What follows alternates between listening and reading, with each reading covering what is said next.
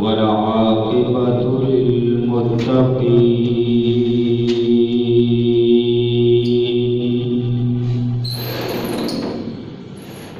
والصلاة والسلام على سيد الرسل محمد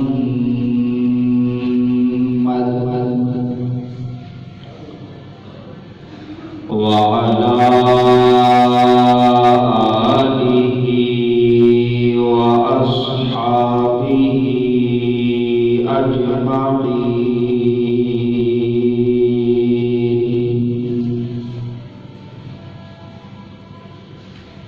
أما بعد فأعوذ بالله من الشيطان الرجيم.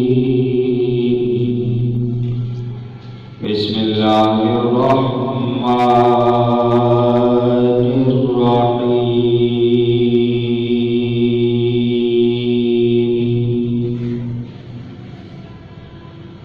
فاذكروني أذكركم واشكروا لي ولا تكفرون.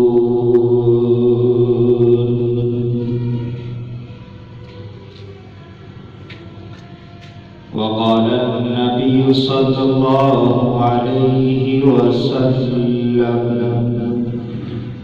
مفاتيح الجنة لا إله إلا الله.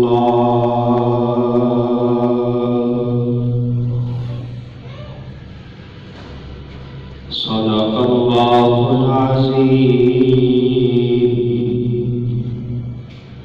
وبلغنا رسوله النبي الكريم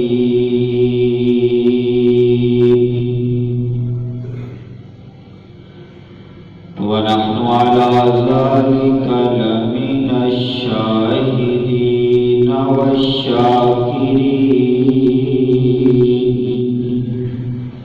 والحمد لله رب العالمين.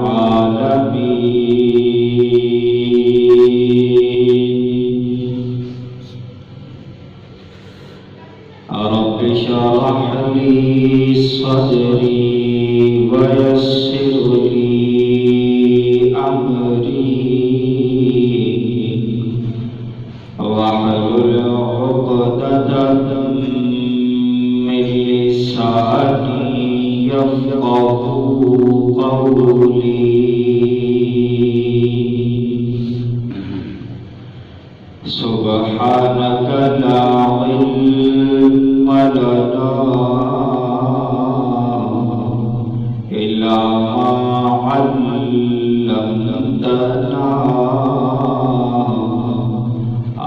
اللهم لا علم لنا إلا ما علمتنا إنك أنت العليم الحكيم.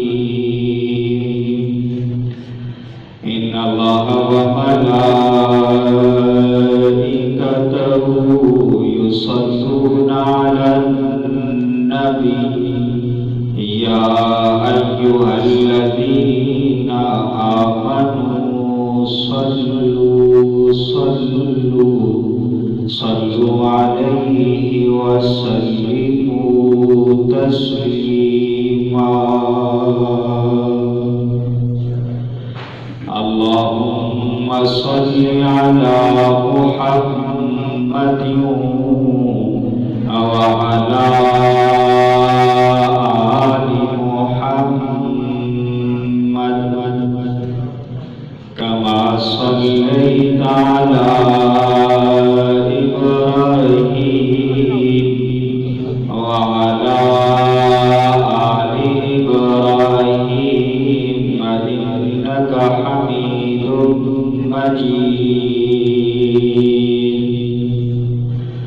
اللهم بارك على محمد وعلى آل محمد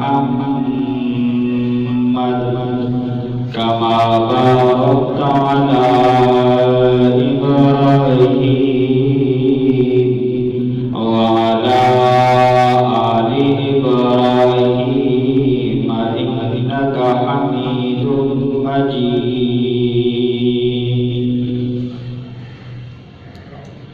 يا رب صل وسلم دائما أبدا وصل على حبيبك خير الخلق كلهم سبحان ربك رب العزة عما يصفون وسلام على المرسلين والحمد لله رب العالمين.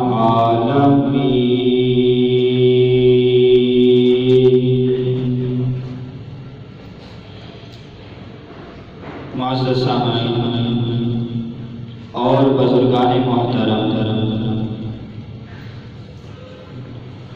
اللہ رب العزت نے انسان کو علم کی دولت سے نوازا ہے اور اسی علم کی بنیاد پر اللہ رب العزت نے اسے مسجود الملائکہ اور اشرف المخلوقات بنایا. علم صفت خداوندی ہے کہ ہر چیز کے علم کا منبع اور مرجع خدا کی ذات ہے. اسی طرح کبر اور بڑائی یہ بھی اللہ رب العزت کی صفت ہے، اللہ کا خاصہ. اب جو بندہ اللہ کی صفت علم کو حاصل کرتا ہے اس کے اندر اللہ کی صفت کبریائی، بڑائی اور تکبر والی صفت بھی آ جاتی ہے. اسی لیے علماء بیان فرماتے ہیں کہ علم جس کے اوپر سے گزرتا ہے اس کے اندر تکبر پیدا کر دیتا ہے، اور علم جس کے اندر سے گزرتا ہے اس کے اندر تواضع، انکساری پیدا فرما دیتا ہے.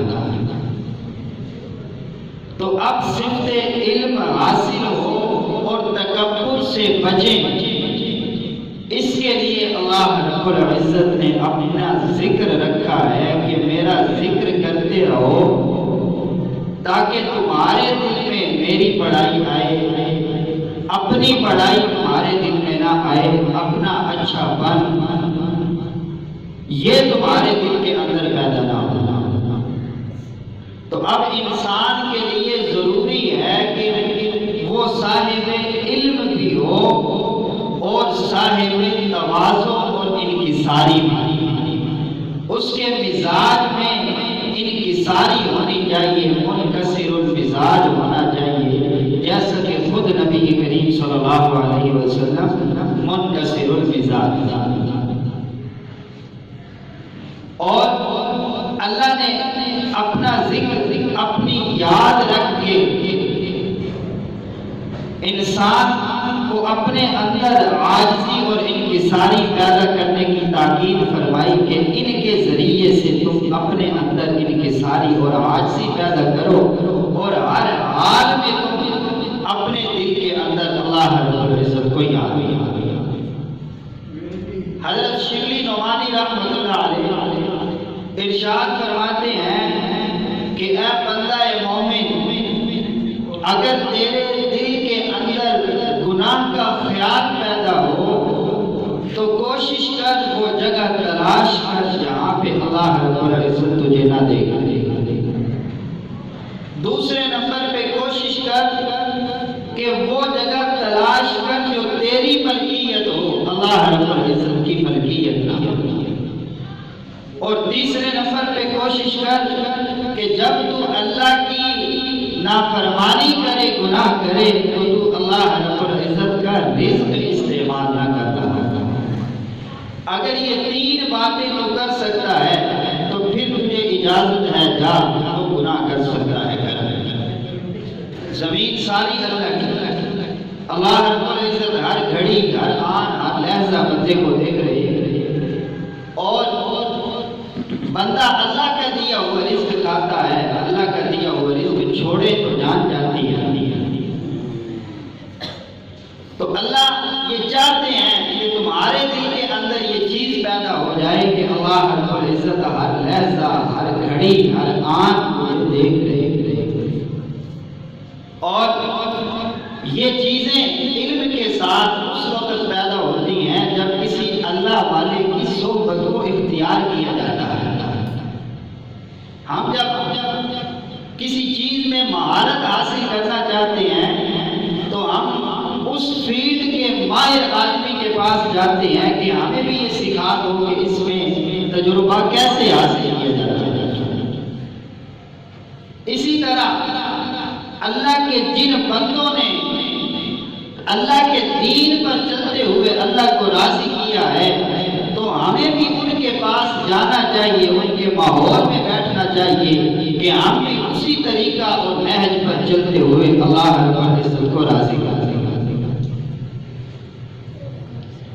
اب پہلے ایک نظام ہوتا تھا خاندانی نظام، اب وہ سسٹم تقریباً ختم ہو چکا ہے، کم ہو چکا ہے۔ بہت کم لوگ ہیں جو کسی پیر سے بیعت ہوتے ہیں اور پھر اس کے بتائے ہوئے ذکر و اذکار عبادات ان پر عمل کرتے ہوئے جو ہے وہ زندگی گزارتے ہیں۔ تو اب اس میں مین چیز جو ہے وہ یہی ہے کہ یہ جو تبلیغی جماعت کا آنا جانا ہوتا ہے، یہ جو ہفتے میں گشت کا، تعلیم کا اور مشورے کا یہ جو اعمال ہوتے ہیں ان میں کسی نہ کسی درجہ میں شرکت کی جائے تاکہ بندے کا ایمان بنا رہے۔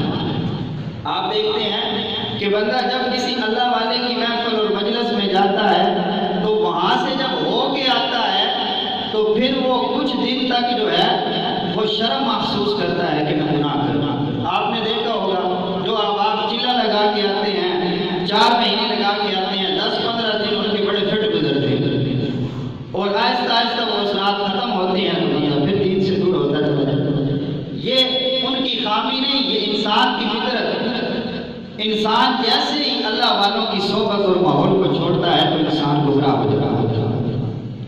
اب دیکھیں صحابہ کرام کو جو عظمت، جو مقام، جو رتبہ اور جو درجہ اور جو فضیلت حاصل ہوئی تھی وہ اس بنیاد پہ حاصل نہیں ہوئی کہ انہوں نے بڑی نمازیں پڑھی، بڑے روزے رکھے، بڑا صدقہ اور خیرات کیا، اللہ کے راستے میں بڑا جہاد کیا۔ ان کی سب سے بڑی فضیلت کی وجہ اور سبب یہ ہے کہ انہوں نے پیغمبر علیہ السلام کی محفل اور مجلس کو پسند۔ ایک آدمی ساری زندگی اذان دیتے ہوئے گزار دے، اس کے دل کے اندر تقویٰ بھی ہے، اخلاص بھی ہے، ڈر بھی ہے، اللہ کا ولی بھی ہے، لیکن کیا وہ اس اذان کے برابر ہو سکتا ہے؟ تو بلال حبشی جب اشہد ان محمد رسول اللہ کہتے تھے تو سامنے حضور کا چہرہ دیکھتے ہوئے کہا گیا، حضور کا چہرہ سامنے ہو اور کہے کہ اشہد ان محمد رسول اللہ، یہ وہ محمد ہیں جو اللہ کے رسول ہیں، تو بلال حبشی کا یہ ایک لفظ اور ان کے بعد آنے والے سارے مؤذن اپنی نیکیوں کو اکٹھا کریں تو اس کے برابر نہیں ہو سکتے۔ اور یہ کس کی صحبت کا فیض ہے؟ یہ نبی کریم صلی اللہ علیہ وسلم کی صحبت کا فیض۔ حضور نے فرمایا لا تسبوا اصحابی، میرے صحابہ کو گالیاں نہ نکالا کرو۔ کیوں؟ اگر تم احد پہاڑ کے برابر سونا بھی اللہ کے راستے میں صدقہ اور خیرات کرو اور میرا کوئی صحابی ایک مٹھی جو کی وہ اللہ کے راستے میں صدقہ اور خیرات کرے تو اس کا وہ جو مٹھی بھر جو صدقہ کرنا تمہارے احد پہاڑ کے صدقہ کرنے سے زیادہ افضل ہے۔ کیوں؟ کہ حضور سے صحبت پائی، فیض پائی۔ تو اللہ کوالٹی دیکھتے ہیں، کوانٹیٹی نہیں دیکھتے، مقدار نہیں دیکھتے، اللہ دیکھتے ہیں کہ اس میں کوالٹی کیسی ہے، کتنی کوالٹی۔ صحابہ کرام کا ایک عمل امتی کے سارے اعمال سے زیادہ افضل، حضور کا فیض پایا۔ تو معزز سامعین، جس طرح انہوں نے اللہ والوں کی صحبت کو پایا اور اپنے آپ کو درست کیا، صراط مستقیم پہ چلایا، اللہ نے ان سے رضا کا اعلان کیا، رضا کا سرٹیفکیٹ ادا کیا، اسی طرح ہمیں بھی چاہیے کہ ہم بھی ان کے نقش قدم پہ چلتے ہوئے نیک لوگوں کی صحبت میں بیٹھ کے اپنی زندگی کو درست کرتے ہوئے، اپنی زندگی کو ذکر و اذکار سے معطر کرتے ہوئے، اللہ کی اطاعت و فرما برداری سے معطر کرتے ہوئے ہم بھی ہدایت والے سیدھے راستے پر کام کرنا۔ یاد رکھیے، بعض مثالیں دینے کا مقصد یہ ہوتا ہے، حضور کے یہاں پر انداز تبلیغ کا ذکر ہے کہ جب حضور تبلیغ کیا کرتے تھے، آپ علیہ السلام کس حکمت کے ساتھ کیا کرتے تھے، تو حضور کوئی بھی بات سمجھاتے تو ساتھ میں اس کی مثال دیا کرتے۔ ہدایت والے راستے کو سمجھاتے ہیں تو حضور فرماتے ہیں زمین پر آڑی ترچھی لکیریں مارتے ہیں اور اس کے بعد ایک سیدھی لکیر کھینچ دیتے ہیں۔ آپ فرماتے ہیں یہ سارے گمراہی کے راستے، یہ جو سیدھا جا رہا ہے یہ صراط مستقیم والا راستہ ہے۔ غلامی اللہ کی ہوگی، طریقہ نبی کریم صلی اللہ علیہ وسلم کا ہوگا تو کامیابی۔ اللہ کا قرآن کہتا ہے فَاذْكُرُونِي أَذْكُرْكُمْ وَاشْكُرُوا لِي وَلَا تَكْفُرُونَ۔ اے میرے بندے تو میرا ذکر کر، میں تیرا ذکر کروں گا۔ اے میرے بندے تو مجھے یاد کر، میں تجھے یاد کروں گا۔ تو میرا شکر ادا کر اور میری نافرمانی نہ کر۔ میرے ذہن میں یہ سوال پیدا ہوا کہ اے اللہ، میں تیرا ذکر کروں گا، تو میرا ذکر کیسے کرے؟ میں اللہ کا ذکر کروں گا تو اللہ میرا ذکر کیسے کرے؟ اللہ کا قرآن کہتا ہے فَاذْكُرُونِي أَذْكُرْكُمْ وَاشْكُرُوا لِي وَلَا تَكْفُرُونَ۔ اے بندہ مومن، تو مجھے یاد کر، میرا ذکر کر، میں تیرا ذکر کروں گا۔ حدیث قدسی میں اللہ رب العزت ارشاد فرماتے ہیں کہ میرے بندے جب تو میری طرف ایک بالش چل کے آتا ہے، میں تیری طرف ایک ہاتھ چل کے آتا ہوں۔ تو میری طرف ایک بالش چل کے آتا ہے، میں تیری طرف ایک ہاتھ چل کے آتا ہوں۔ اگر تو میری طرف ایک ہاتھ چل کے آتا ہے تو میں تیری طرف ایک گز چل کے آتا ہوں۔ اگر تو میری طرف چل کے آتا ہے تو میں تیری طرف دوڑ کے آتا ہوں۔ اگر تو اکیلے بیٹھ کر دل کے اندر میرا ذکر کرتا ہے، مجھے یاد کرتا ہے، میں عرش پہ بیٹھ کے تیرے تذکرے کرتا ہوں، میں عرش پہ بیٹھ کے تیرے تذکرے کرتا ہوں۔ اگر تو لوگوں میں بیٹھ کے میرے تذکرے کرتا ہے تو میں فرشتوں کی مجلس اور محفل میں بیٹھ کے تیرے تذکرے کرتا ہوں۔ اگر تو بندوں کی محفل اور مجلس میں بیٹھ کے میرے تذکرے کرتا ہے تو میں فرشتوں کی مجلس میں بیٹھ کے تیرے تذکرے کرتا ہوں۔ تو ایک بالش آئے میں ایک ہاتھ آؤں، تو ایک ہاتھ آئے میں ایک گز آؤں، تو چل کے آئے میں دوڑ کے آؤں، میں تو تجھ پہ اپنی رحمت برسانے کے لیے تیار بیٹھا ہوں، تو صرف میری طرف متوجہ تو میری طرف توجہ تو۔ میں درس میں بھی کہہ رہا تھا یہ بات کہ کم از کم پیپر تو کالا کریں، جو اللہ نے پیپر دیا ہے اس کو کالا تو کہتے ہیں، درست ہے یہ غلط ہے، اللہ اپنی رحمت سے معاف فرما دے۔ جب پیپر پہ لکھا ہی کچھ نہ ہو تو پھر اللہ کی رحمت کیسے ہوگی، حضور کی شفاعت کیسے؟ بندے کی ساری زندگی میں ایک بھی نماز نہیں اور وہ آخر میں حضور کو کیا منہ دکھائے گا کہ حضور میری سفارش کر۔ ہاں اگر اس کے نام اعمال میں نمازیں ہیں تو کہہ سکتا ہے یا رسول اللہ پڑھی تو میں نے ہیں، اس قابل نہیں کہ بخشا جاؤں، آپ سفارش فرما دیجیے، اللہ رب العزت میری بخشش اور مغفرت فرما دے۔ یہ کوئی تھوڑی سی بات تھی۔ اور جو بندہ اللہ کا ذکر کرتا ہے، اللہ رب العزت اس سے محبت کرتے ہیں، لوگوں کے دلوں کا بادشاہ بنا دیتے ہیں۔ آج لوگ دنیا دار جو ہوتا ہے کسی رتبے پر، مقام پر، وزیر اعظم بھی ہو تو اس کو گالیاں نکالتے ہیں۔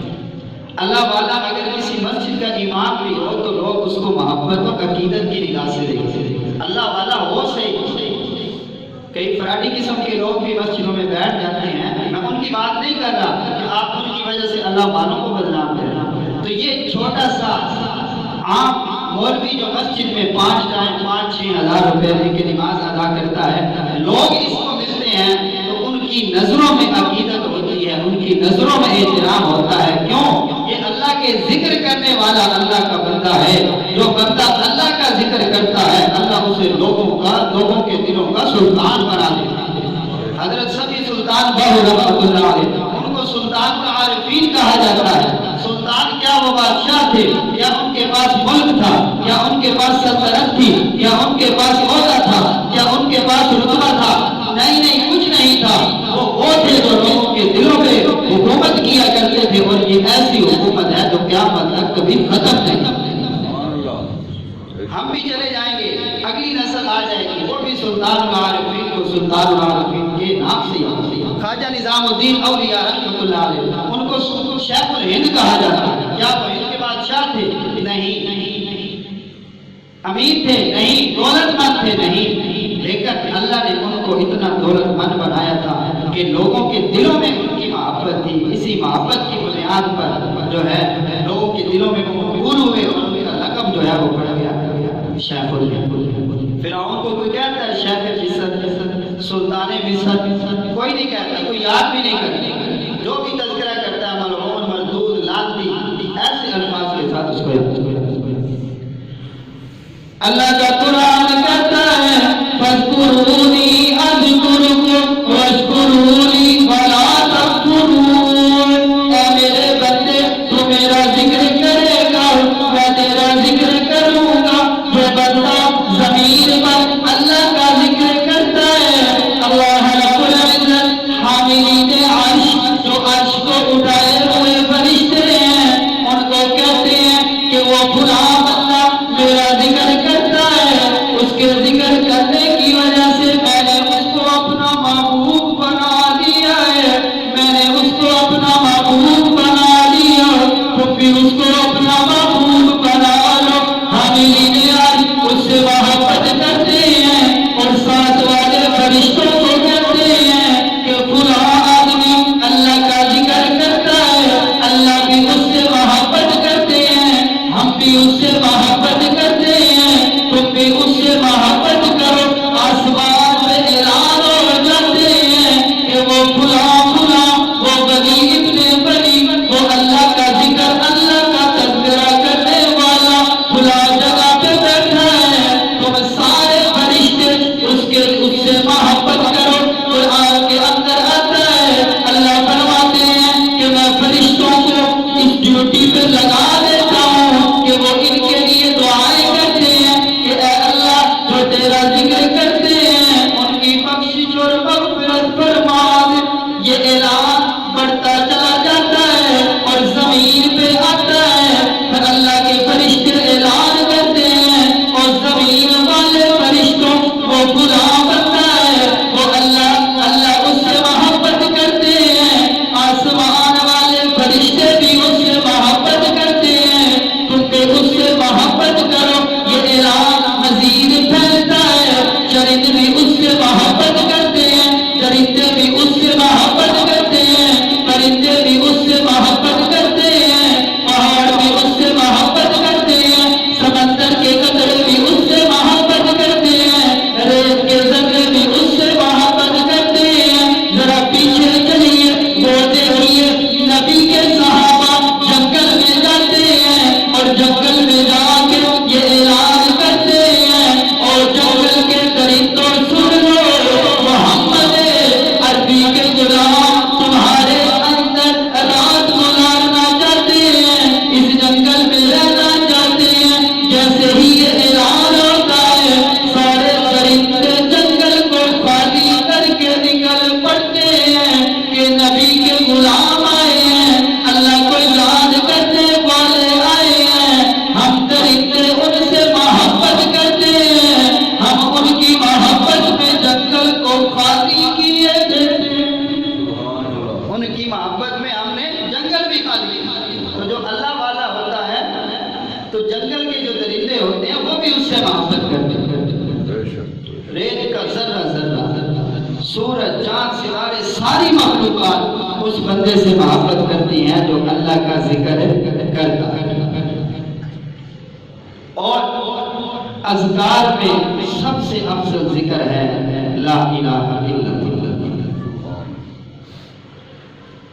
ایک صحابی نے حضور فرمانے لگے کہ جب تم سے کوئی گناہ ہو جائے اس گناہ کے فوراً متصل کوئی نیکی کریے۔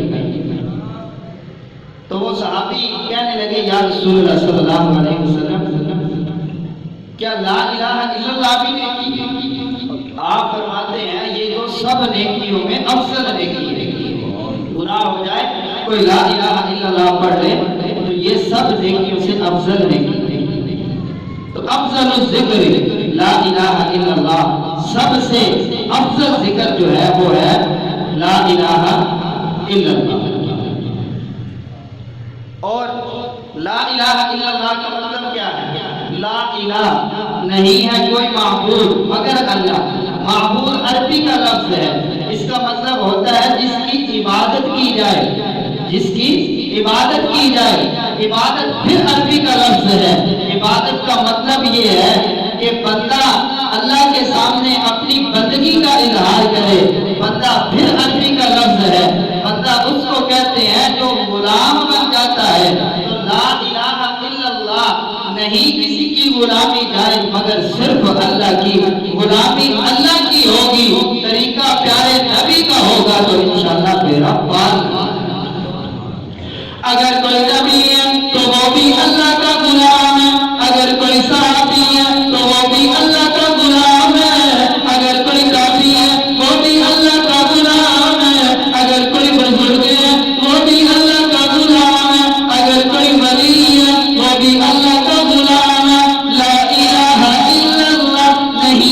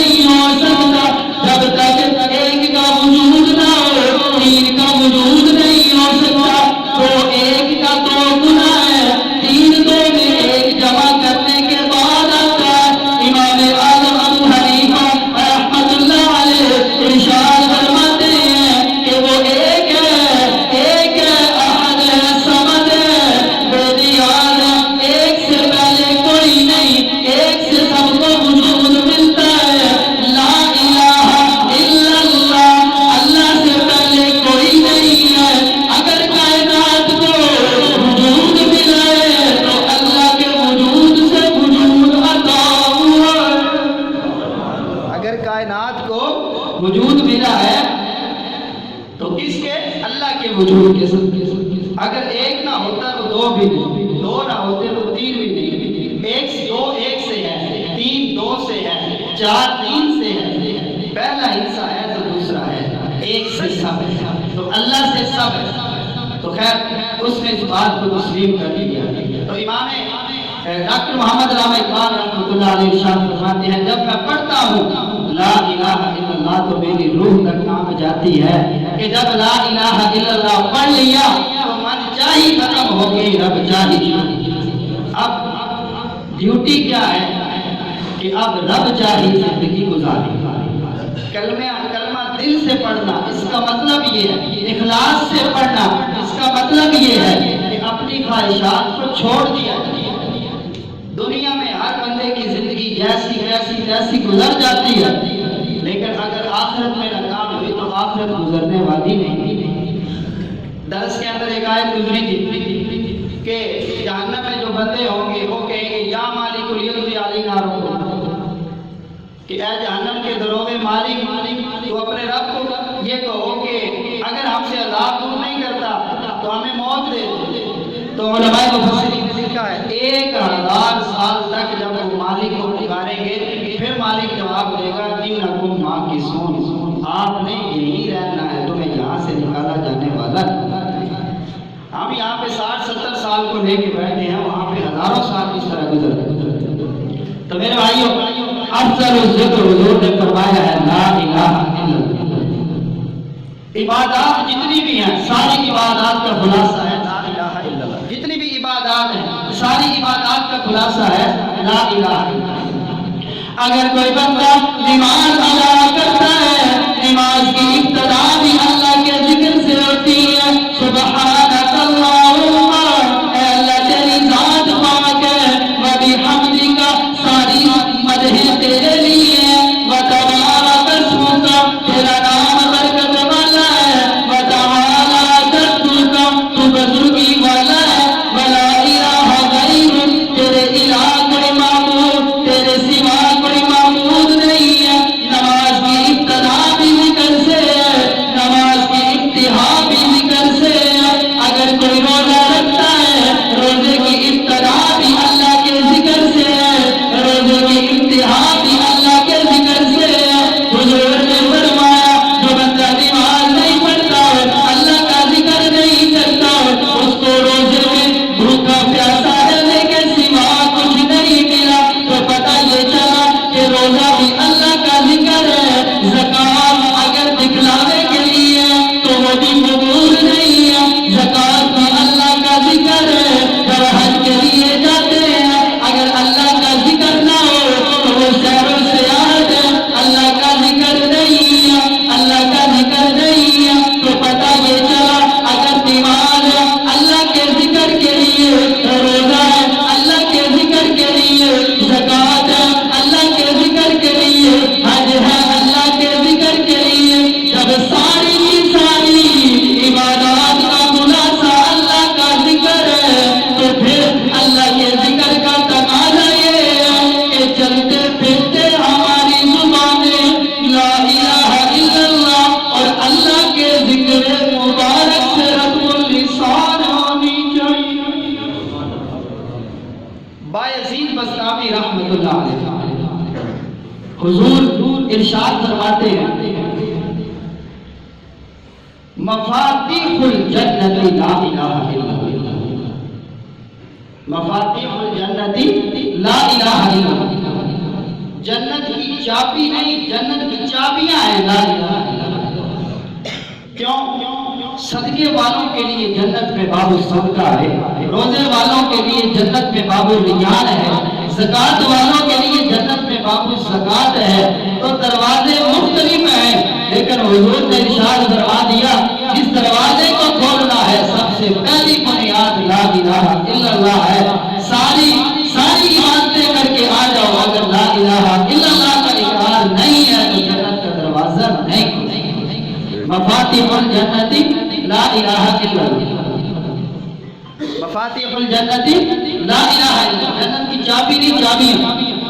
حضرت بایزید بستامی رحمۃ اللہ رات کو سوتے ہیں اللہ کی طرف سے الہام ہوتا ہے کہ بایزید وہ فلاں جگہ پہ عیسائیوں کا ایک بڑا اجتماع ہونے والا ہے، 80,000 بندے آ رہے ہیں، تجھے ہم یہ حکم دیتے ہیں کہ تم نے وہاں پہ جانا ہے اور لباس ان کا پہن کے جانا ہے، اپنا لباس نہیں پہن کے جانا ہے۔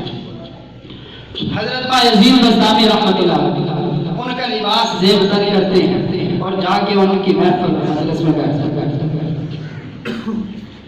عیسائیوں کا بڑا مجمع ہے، عیسائیوں کا پادری بڑے خوش الحانی کے ساتھ اپنی قوم کو اپنے دین کی باتیں بتا رہا ہے۔ حضرت بایزید بستامی رحمۃ اللہ علیہ ان کی محفل اور مجلس میں جا کے بیٹھ جاتے ہیں اور ایک کونا میں بیٹھ جاتے ہیں۔ وہ بولتا ہے، نیچے سے صدائیں بلند ہوتی ہیں، اللہ کا یہ ولی، اللہ کا یہ ذکر کرنے والا، نبی کا یہ غلام، جب اس کے قلب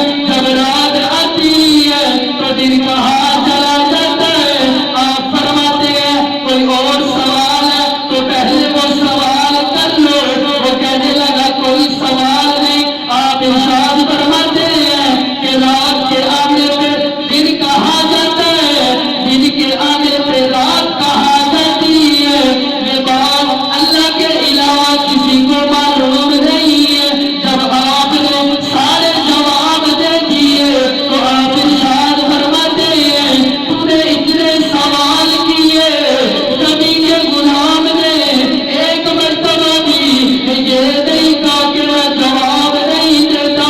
اب میرا ایک سوال ہے, ایک سوال کا اگر تو نے درست جواب دے دیا, اگر تو نے درست جواب دے دیا تو میں عیسائیت قبول کر لوں گا.